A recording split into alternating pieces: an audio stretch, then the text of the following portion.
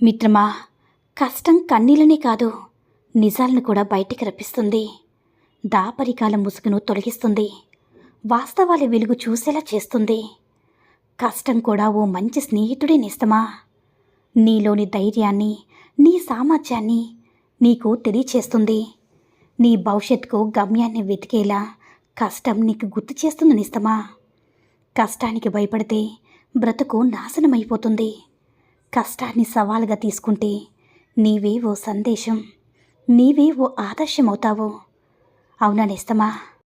శ్రీ కనకదుర్గమ్మ తల్లి ఆశీస్సులతో జ్యోతిష్యం చెప్పబడను. ప్రేమ, పెళ్లి, ఉద్యోగం, ఆరోగ్యం, వ్యాపారం, సంతానం, భార్యాభర్తల మధ్య సమస్యలు, చెడు ప్రయోగాలు, ఇంకా ఎటువంటి సమస్యలకైనా 100% పరిష్కారం చేయబడను.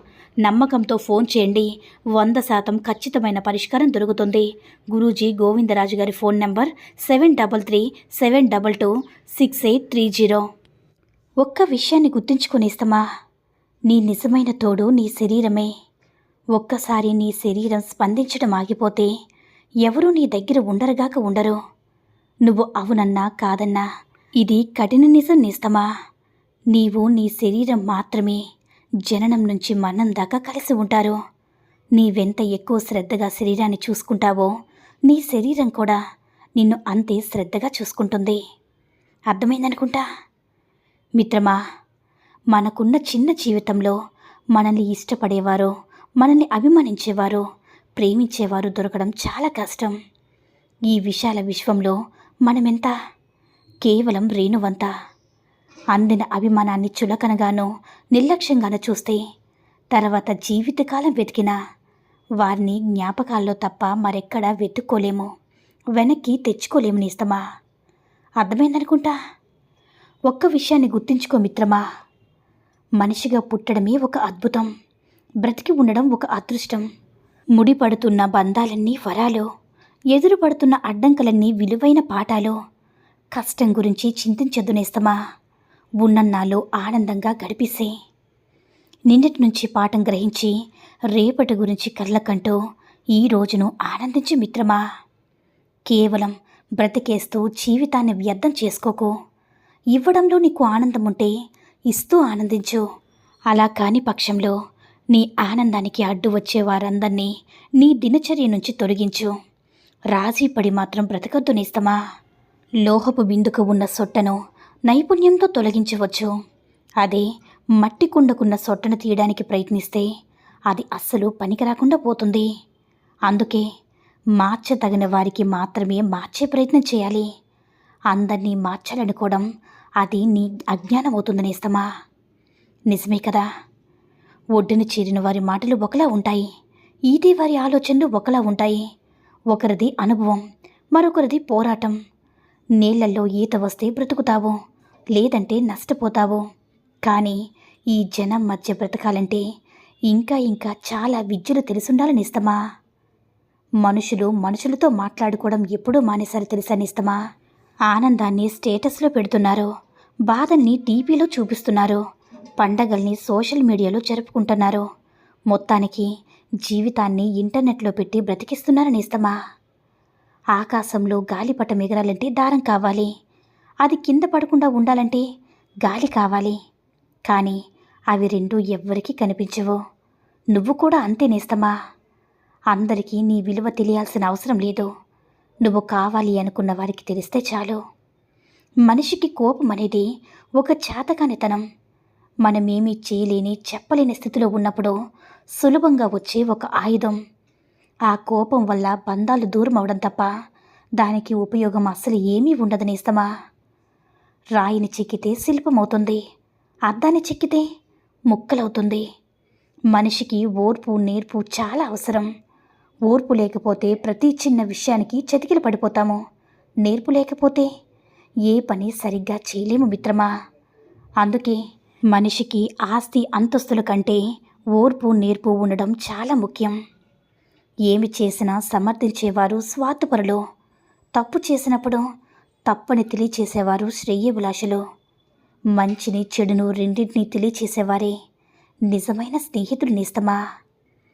మనసుకు గాయం చేశారని మనుషులను దూరం చేసుకోవడం వల్ల సమస్యకు పరిష్కారం లభించదు.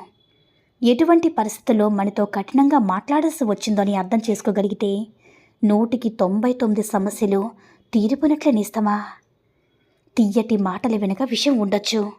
మర్మం తెలుసుకో. కరుకు వాక్యులు మంచి కోరుకునేవి కావచ్చు. పరమార్థం గ్రహించుకో మిత్రమా. మౌనం ఏమీ చెప్పకపోవచ్చు. అర్థం వెతుక్కో. ఎవ్వరి మాటకి బానిస కాకు. ఆలకించు.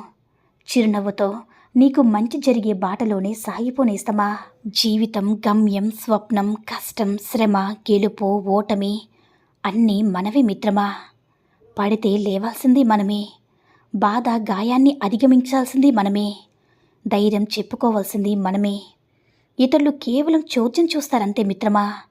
వీలుంటే ఎగతాళి చేస్తారు. కాబట్టి ఎవ్వరినీ పట్టించుకోవద్దు. అన్నీ గమనిస్తూ ముందుకు సాగిపోవాలి మిత్రమా. జీవితం అంటే ఓ సమస్య నుంచి మరో సమస్యకు ప్రయాణమే. ఏ సమస్య లేని జీవితం ఉండదు కదా. ఎంతటి సమస్యనైనా ఎదుర్కోవడానికి నీ కళ్ళు, కాలు, చేతులు అన్నీ సిద్ధంగానే ఉంటాయి. మొద్దుబారిపోయేది నీ మెదడు మాత్రమే మిత్రమా. ప్రతి సమస్యకి ఓ పరిష్కారం ఉంటుంది. పరిష్కారం లేనిది అది సమస్యే కాదు కదా. ఒక్కసారి ఆలోచించు మిత్రమా. నవ్వుతో నీ సమస్యలన్నీ కూడా జయించు. స్వర్గంలో అన్నీ ఉంటాయి కానీ చావు లేదు. భగవద్గీతలో అన్నీ ఉన్నాయి కానీ అబద్ధాలే లేవు. ప్రపంచంలో అన్నీ ఉన్నాయి కానీ ప్రశాంతత లేదు. కానీ ఈరోజు అందరి దగ్గర అన్నీ ఉన్నాయి కానీ మనశ్శాంతి లేదు. అర్థమైందనుకుంటా. మిత్రమా, ఏ రాత రాసినా కాగితం తనలో దాచుకుంటుంది. కానీ కొన్ని రాతలు మాత్రమే కాగితాన్ని దాచుకునేలా చేస్తాయి. పరిచయాలు కూడా అంతే మిత్రమా. కొన్ని తామరాకు మీద నీటి బొట్టులా జారిపోతూ ఉంటాయి. కొన్ని మనసు పొరల మధ్య మొగల రేకుల్లా నిలిచిపోతాయి. అవి పరిమళించే పరిచయాలు కాదంటారా మిత్రమా. అత్యంత విశిష్టమైన ఆవు పాలేమో సులభంగా దొరుకుతాయి. అధమమైన గాడిద పాలు ఖరీదెక్కువ. పవిత్రమైన తులసి మొక్క విరివిగా దొరుకుతుంది. నీచమైన గంజాయి మొక్కకు మాత్రం ధర చాలా ఎక్కువ మిత్రమా. మనలోని మంచివాళ్ళు నీ చుట్టూ ఉన్నవారిని మన అనుకోవడం మాత్రం నీకు మనసు రాదు. ఎలా అంటే ఆలికి విలువనియ్యకుండా సానికి వెలగట్టినట్లు. అర్థమైందనేస్తమా. తెల్ల కాగితం తయారైనప్పుడు స్వచ్ఛంగా ఉంటుంది. తర్వాత దాని మీద రాసే రాతలు బట్టే కదా దాని విలువ ఆధారపడి ఉంటుంది. అలాగే మనిషికి కూడా పుట్టినప్పుడు స్వచ్ఛమైన మనసుతో పుడతాడు. జీవితంలో వారు చేసే పనుల మీదనే వారి యొక్క విలువ ఆధారపడి ఉంటుంది నేస్తమా. అర్థమైందనుకుంటా. మిత్రమా, ఒక అమ్మాయి శరీరం కోరుకునే మగాడు ప్రతిరోజు తీపి తీపి కబుర్లు చెప్తాడు. కానీ ఆ అమ్మాయి మనసు కోరుకునేవాడు ఆమెతో ఎప్పుడు కూడా గొడవ పడుతూనే ఉంటాడు. అర్థమైందా మిత్రమా. ఒక విషయం చెప్పనా. ఒక పురుషుడు తన భార్యను మోసం చేస్తున్నా కూడా ఆమెను ప్రేమిస్తూనే ఉంటాడు. కానీ ఒక స్త్రీ తన భర్తను మోసం చేస్తుంటే మాత్రం అతన్ని ఎప్పటికీ ప్రేమించలేదు నేస్తమా. అందుకే మోసం చేసే భార్యను భరించడం కంటే వదిలేయడమే మంచిది. మగాడి జీవితంతో ఆడుకునే ఆడదాన్ని నువ్వు ఎంత గొప్పగా ప్రేమించినా, నువ్వు ఎంత నమ్మకంగా ఉన్నా, మారుతుందని నువ్వు ఎన్ని అవకాశాలు ఇచ్చినా కూడా నీ జీవితంలో ఆడుకుంటుందే తప్ప ఆమెలో మార్పు రాదు మిత్రమా. ఒకవేళ మనిషి మారినా ఆమె బుద్ధి ఎప్పటికీ మారదు. కాదంటారా. ఈ సూక్తుల్లో ఏ సూక్తి నచ్చిందో కామెంట్ చేయండి. ఈ వీడియో నచ్చినట్లయితే లైక్ చేసి షేర్ చేయండి. మరిన్ని వీడియోస్ కోసం మన ఛానల్ని సబ్స్క్రైబ్ చేసుకుని మాకు కొంచెం సపోర్ట్ చేయండి. ధన్యవాదములు.